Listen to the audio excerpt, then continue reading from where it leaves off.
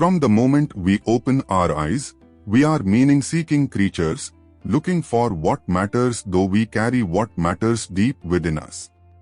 And more than the hard-earned understandings we arrive at, more than the principles or beliefs we stitch together out of our experience, how we stay in relationship to the mysterious whole of life is what brings us alive and keeps us alive.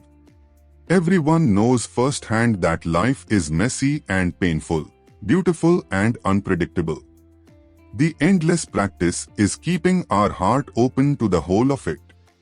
And the journey of becoming who we were born to be never ends.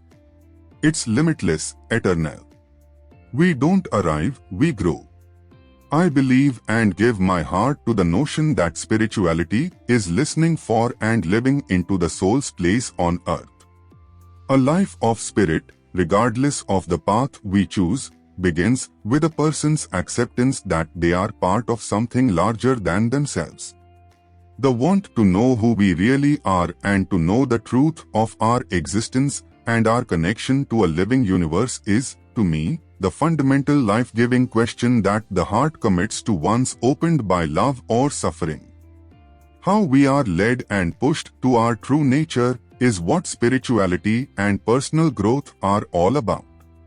At the heart of each spiritual tradition are the questions: how to be in the world without losing what matters, and is living an awakened life of any use if we don't bring what matters to bear on the world? Though every path offers some form of refuge, the journey of every human being is to discover, through their personhood, their own living relationship between the soul and the world, between being and experience, and between love and service. Every single being has an amazing, unfathomable gift that only meeting life head-on and heart-on will reveal. And we can't fully know our gift alone. We need each other to discover the gift, to believe in the gift, and then to learn how to use it.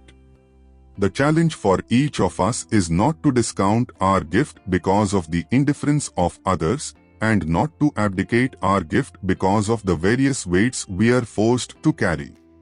My hope is that we will better know our own true nature and the depth of our own resources by being in conversation with the inner terrain as it opens, including how to restore our trust in life when suffering makes us lose our way, how to begin the work of saying yes to life so it can enliven us, and how to make our inwardness a resource and not a refuge.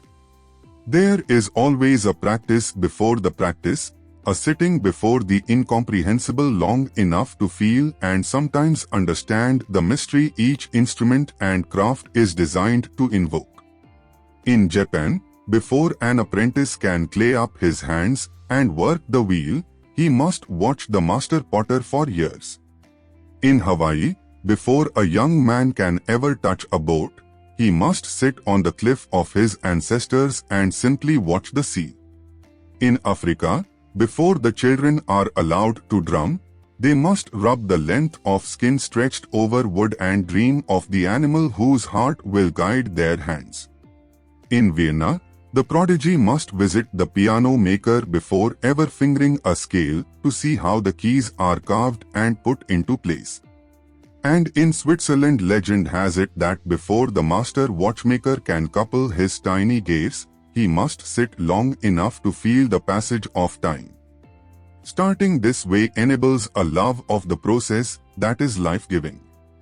The legendary cellist Pablo Casals was asked at 92 why he still practiced 4 hours a day.